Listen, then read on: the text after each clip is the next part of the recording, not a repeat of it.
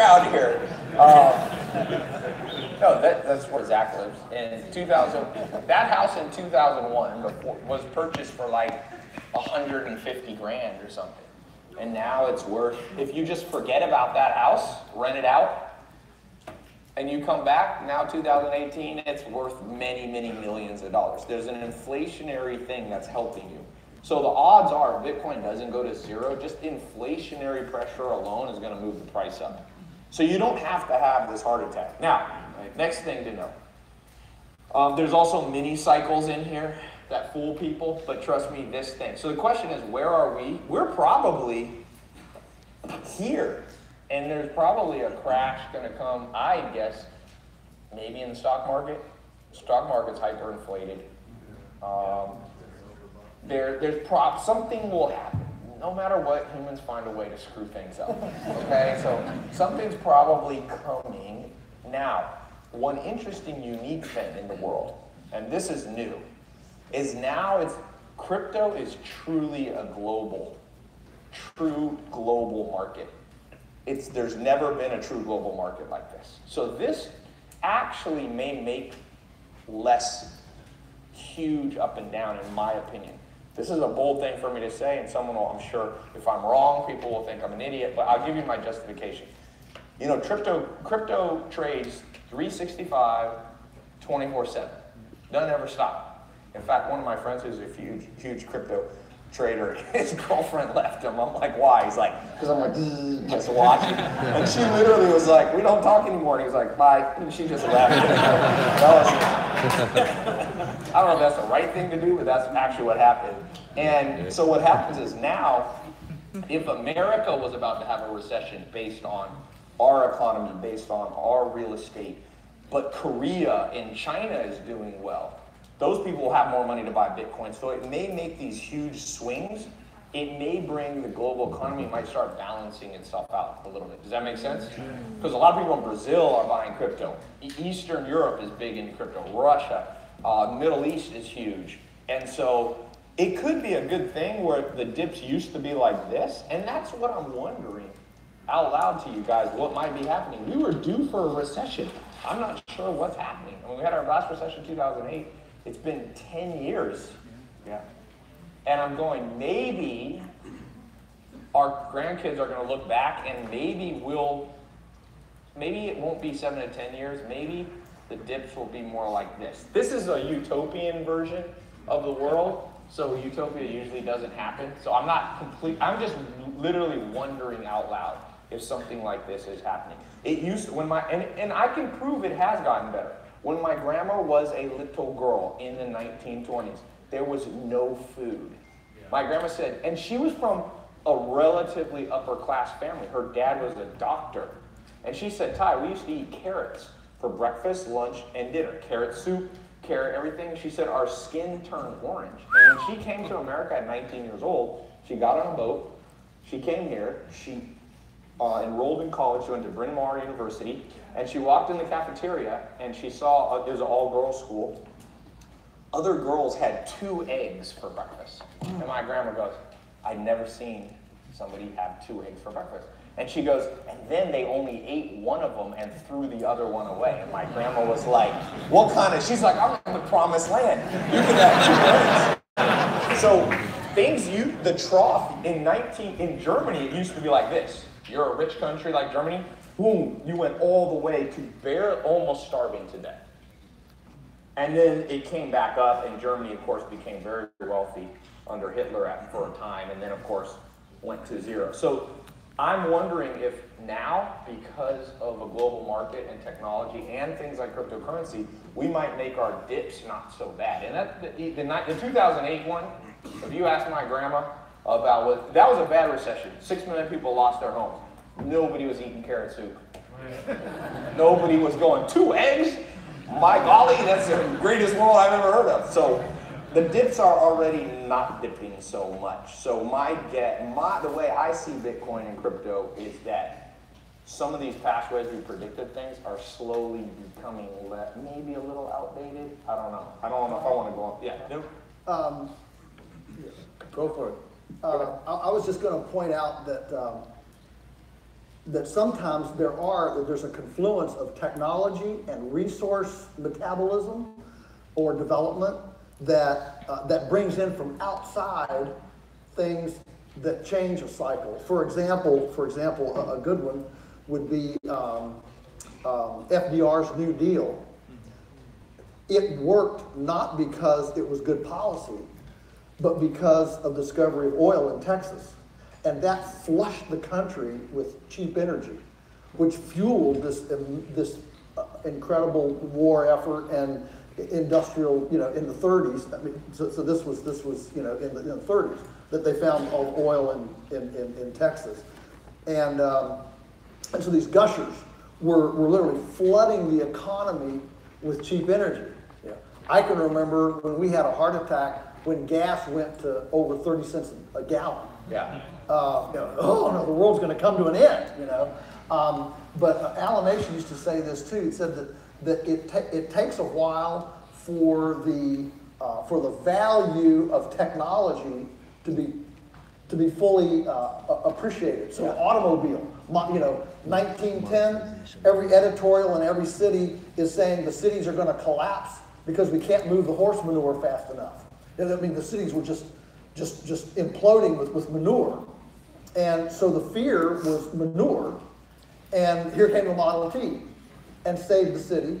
Yeah. And paved the way for, and so the extraction of value from the technology of the automobile essentially created the semblance of wealth that crashed in 1929.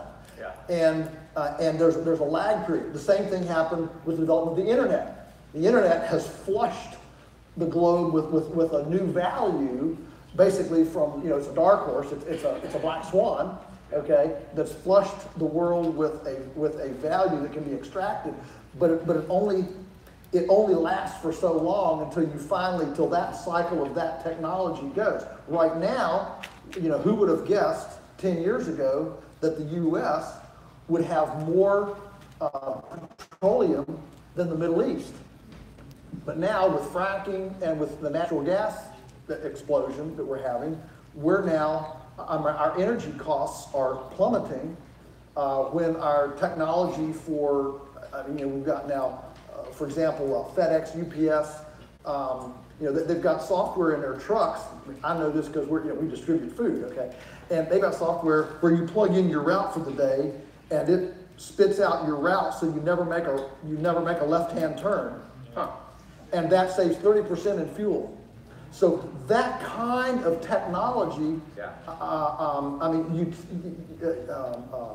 utilities are suffering because what happens, many of the utilities are suffering because their business model is based on increased usage of electricity. Well, it's actually plummeting. Yeah. Okay, and even petroleum. And so all I'm saying is that technology and resource extraction, and sometimes a marriage of those two, is essentially an unknown black swan that nobody can predict or see that dramatically affects where So we could say that Obama, like FDR, many of his policies would have bankrupted the country with the increase of the federal government and the expenditure, but because of all this cheap fuel that we suddenly found, natural gas and fracking and all that, it saved the country from economic problems because of a flush of cheap energy that allowed us to keep going. Yeah, that's why you have to. That's why these future predictions. That's why I'm like, oh man. Yeah, be very careful. When you start meeting people that are like, Bitcoin will be at 1 million in like 3 months, you're just like, you are guaranteed to be an idiot if you said that. Nobody knows. Now, I want to we haven't heard from Dr. David Buss. For those of you coming in later, Dr. David Buss is one of the preeminent evolutionary psychologists. His textbooks are used at Ivy League school. He used to teach at Harvard. Professor at Harvard, now he's at University of Austin, Texas. And I saw you just got ranked as one of the most cited psychologists of an era. They did a list of the most 50 influential psychologists in the world, and so I crept onto that list. So. Woo! Yeah! Snipers too, baby. I think you know more about cryptocurrency than you're on, because you understand psychology. So can I throw a question at you? And this is not about Bitcoin. Sure. I actually was going to say, before you ask the question, I was going to say about predictions. Also, like Joel, I don't like to make predictions. One thing I do predict, though, is that people will have mating motivations from here on out. People are not going to stop mating. You know, so our psychology of mating is gonna play out here, and also the things that Alex was saying, the chart he was describing. A lot of these things are based on our evolved psychology, and I think as you know, as many of the people in the audience know, things like the a loss aversion that people have. You know, you win $100 and your happiness level goes up a bit. You lose $100 and you feel a lot worse. It's like, as Jimmy Connors used to say, I hate losing more than I like winning. So there's this asymmetry in gains and losses that people experience psychologically, and I think that plays into some of these some of the market trends. The FOMO. So going to that, Dr. Buss, in terms of, let's bring up the mating thing for a second. I saw an article, want to get your opinion, that said one of the appeals of Bitcoin is like an iPhone. It's like sexiness to be able to say. When I saw that article, I was like, could people really be buying Bitcoin because it makes them, it's a social status? Do you think that people make decisions that simply? Men especially are very sensitive to whatever cues to social status exist in their local culture. So yeah, if you're in a hunter-gatherer culture, hunting success is the key thing that's going to raise your status. In the modern environment, I don't know. I'm one of those people who's very ignorant of Bitcoin. I had to turn to the gentleman to my right at lunch and ask him, what is Bitcoin? So I'm one of those clueless people. I know about mating psychology, but I know nothing about Bitcoin or crypto. So this risk aversion, people call it fear of missing out, FOMO. Is there... And risk aversion is another thing I wanted to ask you. So there's not wanting to lose, but there's also not wanting to take a risk and take a chance. Can you talk a little bit about that evolved mechanism? Because most people in the world are watching other people get into Stellar at 1 cent and it goes to 50 cents and they still won't get in. Why are people so hesitant to try something new? I think our evolved psychology is inherently conservative. I mean, not in the political sense, but in the sense of we do what has worked in the past. And that's the way evolution by selection works. That's why when there's a mutation that comes in to the gene pool, most of them are bad. They're deleterious, and they get weeded out. Every once in a while, there's one that's beneficial, and then that gets selected. But so there's an inherent conservatism that's built into both the evolutionary process and into our evolved psychology. And you think that's healthy, or it just is what it is? Well, I don't know. I mean, all bets are off because we evolved in an environment where it was a small group living. You know, we had perhaps 100 to 200 people in our small group, where things like what our friend who we grew up with did, that works, and so we imitate that. Now we're living in a weird world where we have billions of people and the internet, and so all bets are off. So I'll give you one example of this in the mating context. I always pull everything back to mating because everything is all about mating, but also it's what I know. So, So we evolved in a context where in small group living, you would have been exposed to perhaps 2-3 dozen potential mates in your entire lifespan. Okay, now with internet dating services, there are thousands or millions of potential mates. Okay, how does that affect our evolved psychology? Well, these are open questions. We don't know the answers to that. But they are tampering with it. And one of the things that it's doing, I think, in this case, in the context of mating, maybe Alex can speak to this since he actually has run a very successful internet dating service, is that it gives us the illusion of infinite choice, the illusion that there are thousands of potential. There's always someone just around the corner who's a little bit better than who we have. And so, no, I'm not going to commit to that one. or I don't like the way this person combs their hair, so I'm going to move on. And so there's this, sometimes it's called the catastrophe of choice, or that's not the exact phrase. Paradox of choice. Yeah. So I like the catastrophe. That sounds more catastrophic, or maybe not. Do you think? So let's talk about careers, and this applies, of course, to crypto. And right now in crypto market cap, the coin market cap, I think there's about 1,000 to 2,000 coins listed. In business, everybody here in Peter Drucker's book, Manage Oneself, he talked about it 100 years ago, 200 years ago. If you're born in the 1800s, the reasons we have these names that end in son is because we did what our parents did, or you were Smith because your dad was a Smith, your last name was a Smith, you were a Smith, or a Cooper, you made barrels. And all of a sudden in the modern world, every person here can pretty much apply to any job in the world. So what I find with entrepreneurs, and I see this in cryptocurrency, is people don't realize you can't be good at every career. Like Dave says, you cannot analyze and research every coin. There's literally coins you've never heard of. Even now, even the people I think they know, there's new ICOs happening.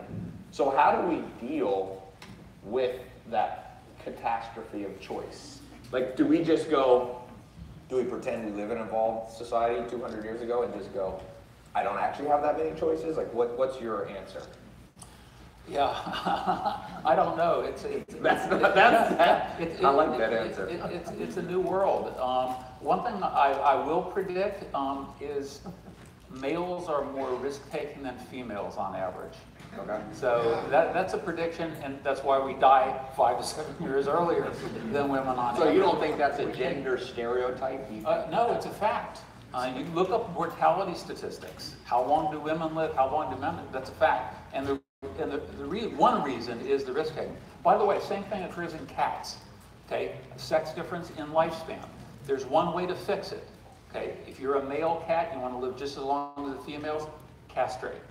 Okay, take away the testosterone levels, and then the male cats live just as long as the females. So it's not the gender, it's the testosterone.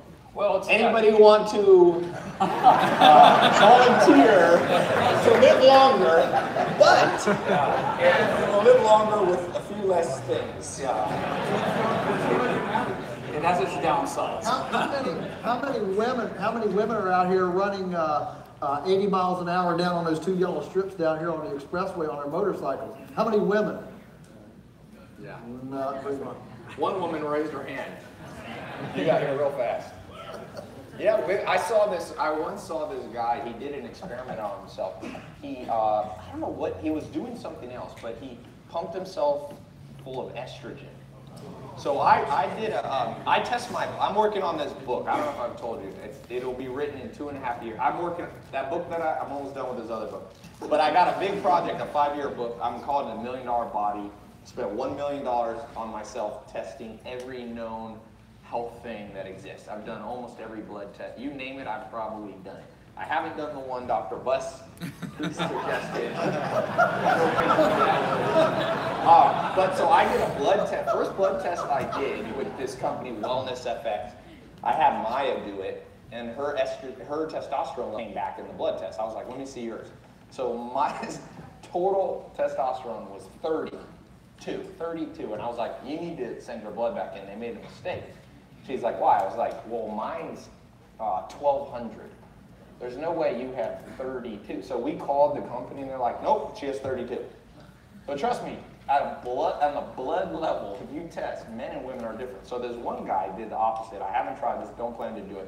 He started pumping himself full of estrogen, and he said he was walking down the hallway, and out of the corner of his eye, that Sarah McLachlan commercial came on about saving animals, puppies, and he said he burst into tears.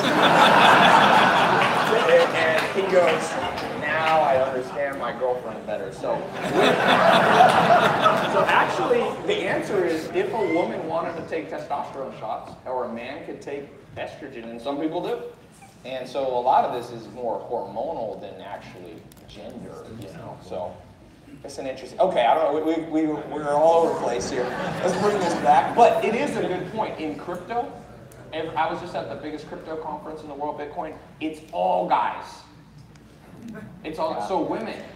I would say it's a good opportunity for those of you women who get in. You'll be trailblazers. It's kind of cool. Woo!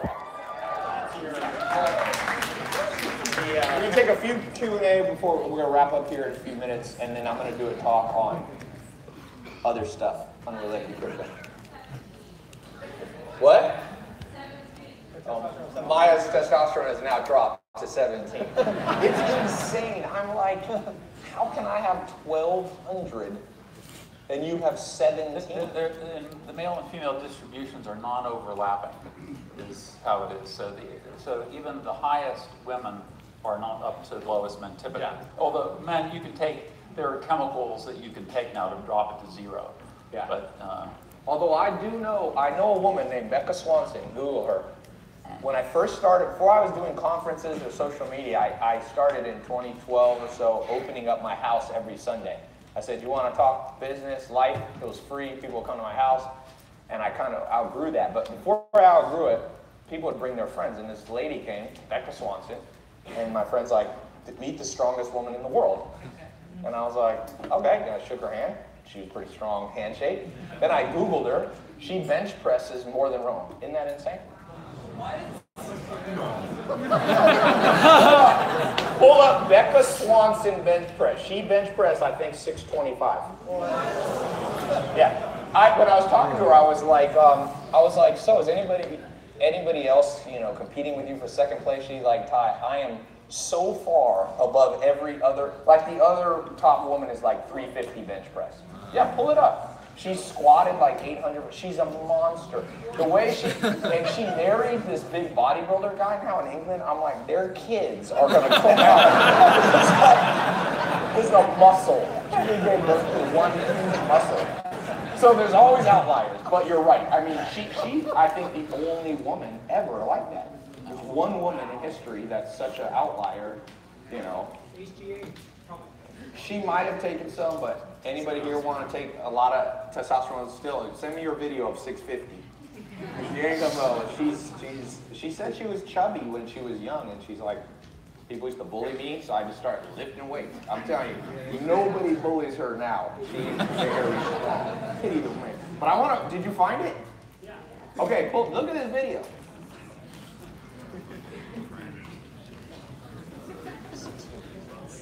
Yeah, she did 650 and she did 620. Is it 620? Did it break the screen? Too intense. Anybody here? What's the most anyone's ever benched? Anybody ever done 500? No. Rome did 405. Craig, I was in the. What's Craig? Craig, don't sleep on Craig. Craig was repping like 425, 4 sets. Rome, did Craig ever beat you? No. Their childhood friend. Okay, here we go. Let's see this. So this is 551 on the ball. Let's go. Come on, Becca. 551. Lion the Sapphire woman. You're seeing her right now. It's just for a piece. FLA, baby. Already did 545.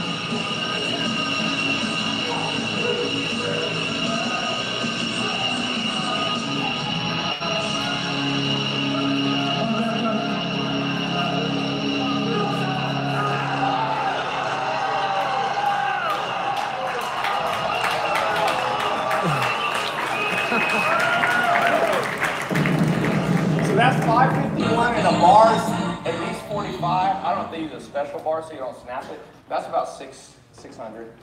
All right, Dave, you had something. Just quick, the paradox or catastrophe of choice. My answer to that is the key is having filters. So with cryptocurrency, I've come up with a few. One of mine, just makes it easier to research, is has it launched, which eliminates most of them, makes it easier. And that, for me, is a great filter, because usually they're better. And another filter I've had since I was younger, fortunately, I sort of realized that decentralized organizations tend to grow faster and become larger than centrally organized ones trying to do the same thing. So that is a filter I have, and that's why when I saw Bitcoin, I sort of had an immediate hit my filter. Okay, this is a decentralized form of money competing with a centralized. That hits into my filter of things I may be interested. So bought some, and now this whole revolution it's about decentralizing, and I use this a lot in business. My company, everybody always worked from home. That's a decentralized instead of having an office, instead of having one warehouse. I had different distributors drop shipping. It ended up being a lower cost way. So the key is to have filters. It's also important to have good filters, which might be harder. And decentralized is kind of the basis of capitalism. You had Russia, which was called literally a centralized economy. A few people decided what food was grown, this, and then the United States was the example of going, all right, we'll let people determine what they want to grow. And we can see that Russia did not do so well. So centralized, and that's why you like Stellar. Stellar is a decentralized version, or XLM, decentralized. Well, they're all. I mean, that's another one of my filters. Yeah, but XRP, Ripple is centralized. Oh, right. So it is decentralized, but it's not open. That's another filter, open. Yeah, and there's a few projects that are, most of these are trying to be decentralized with them. All right, let's take a few questions. Say the person that you want to direct the question. Just mic runners will pick people. You don't have to, they'll decide there. I don't want to pick. Yeah, go, just stand up, say your name and your question and who it's to. Hey Tai, what's up? Stephen Miller. Question for you. Basically, my understanding of finance, I got my degree and then I kind of started reading more about finance and what makes something have value. And my question is, do you think apart from crypto going up or down based on fundamental or technical analysis, well, I guess it'd just be technical, but I guess, do you think that the catalyst of it being commercialized would be some type of platform where people would be, where the learning curve would be a lot easier for people to adapt and start trading amongst each other? So not necessarily whether it's going up or down, but the ease of use between us all and what that tool would be. Whether it would be an app or some type of, I think that would, in my analysis, would be the catalyst that would make it commercialized and ultimately reach a stability and a point of true market value. What's your take on that? Well, yeah, that's a good question. Me and Alex talk a lot about that. The biggest problem with crypto now is that it's too hard. Let's just face it. Most people don't want to be their own. That's a scary thing. Soon people are going to start getting kidnapped. Trust me. The second some big high-profile person kidnapped, because remember, if you keep your crypto at home and somebody puts a gun in your mouth and says transfer it, you may be like, oh, you guys ever seen The Princess Bride? There's a scene in The Princess Bride where they go up to the guards, Andre the Giant, and they're like, let us in the city. And the guy's like, you can't get in without the key. And they're like, give us the key. And the guy goes, what key? He pretends he doesn't know. And he goes, Fezzik, rip his arms off. And he goes, oh, you mean this key? So it's crypto's too hard, and a lot of the entrenched crypto people, they like take pride in that. And for it to reach mass adoption, it's going to have to become easy. That, by the way, is what Coinbase did better than anybody. I'm amazed. Like Binance, have you guys used Binance? Or all of these are like, it's either ugly website, it's like, it looks like you're on like somebody's brother made a WordPress site. That's how Binance looks, even though I use Binance. But Coinbase, you just go there, it's got 4 coins, it's like, buy, 10. So Coinbase has done the best job of that, and somebody else is going to figure that out. And so what you're saying is, yeah, there's a huge opportunity if people here can come up with just simple ways. Also, Alex and I have talked about a simple way where if somebody steals your crypto, you could get it back. Because with a wire, if somebody goes into your bank account right now, wires money out of your Chase or your Bank of America to themselves in Russia, there's a way to get it back if you catch it early. With crypto, there's not. And so those are the things that will come out. I'll tell you what Brock Pierce told me. I've gotten to know him, and he's one of, I think he's a crypto billionaire. He won't say, but he's made a lot of money. Yeah, he is. He's done 140 angel investments in the crypto space. Yeah, he owns EOS, which he's raised $730 million in the last 8 months. It's the biggest ICO in history. He told me, he goes, probably we're too early. He goes, because everybody goes, are we too late? Is Bitcoin? He goes, if anything, we're all too early. It hasn't shaken out completely yet. So that's why the way I know it's too early is there's one site that designed them, it just designed it, the UI right. It's insane. Even GDAX, it's like, and then there's big sites like Coinigy and stuff, and I was talking to Coinigy and I'm like, can I do like a limit order? They're like, we haven't added that yet. I'm like, that's like saying like you build somebody a house and they're like, dude, can I have a roof? And you're like, oh, we didn't think of that yet. You're like, this is a new architect. Sniper's coin, baby. And they literally, it's like, you guys know what Coinigy is? It like APIs out into all the different exchanges. It's like, you have to build you have to make an algorithmic trading platform that goes into Coinigy, that goes in. But here's the good news. Probably that's going to happen in the next year. And once it gets easy, it'll be harder to make money. So remember, I'm going to end with this because we got to keep moving. And this is what good old Elon Musk says, who does accept you can buy a Tesla with Bitcoin. You can also buy a Lamborghini. He says and everybody should write this down, you get paid in proportion to the difficulty of the problem you solve. So a lot of entrepreneurs kind of have their heads screwed on backwards because common sense is no longer common. They're like, I want crypto to be easier. So there's a part of me that wants crypto to be easier because then it will actually help the world. It's going to unbank. The only way the unbanked are going to get banked is for it to be simple. Trust me, it's not going to be somebody in, Asia, they talk about, in Africa it's being used, in South America it's being used. Well, if it's too complicated, people who have no education, they're not going to be able to figure it out if PhDs can't figure it out here. So part of me wants it to stay hard because I realize you will get paid in proportion to the difficulty of the problem you solve. So if it's relatively hard to even buy Stellar, that's kind of good. That means not everybody can buy it. If it's hard to get too much money into crypto, that's good because that means the huge pension funds aren't going to come in. The big brains are not yet in crypto. I'm meeting people in crypto who have made $100 million, and I'm like, it's kind of like, who ever played basketball in PE in like 3rd grade?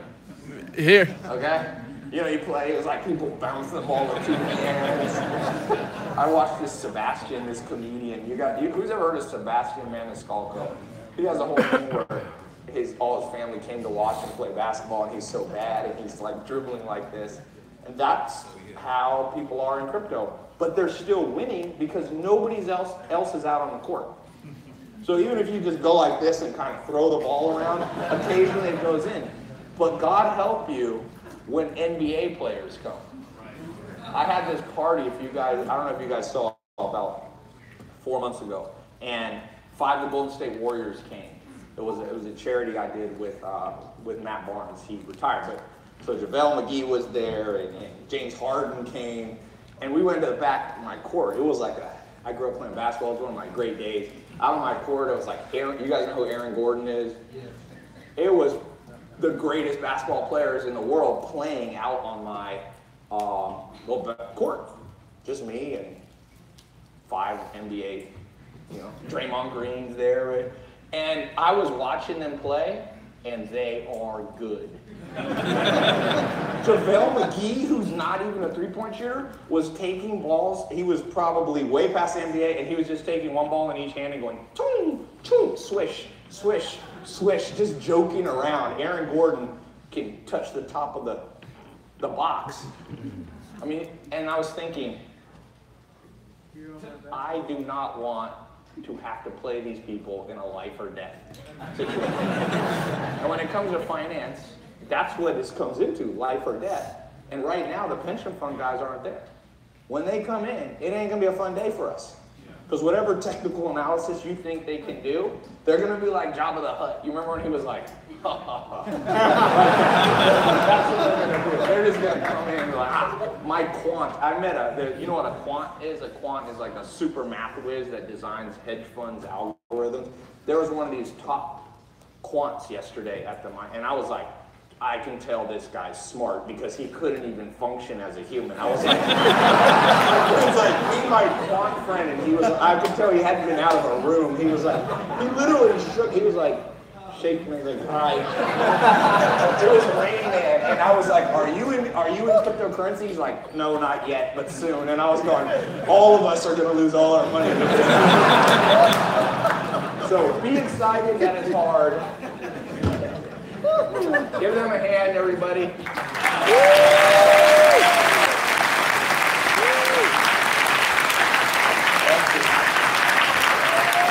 Snipers 2, baby. What's up, man? Snipers 2, baby. Hopefully you guys enjoyed it.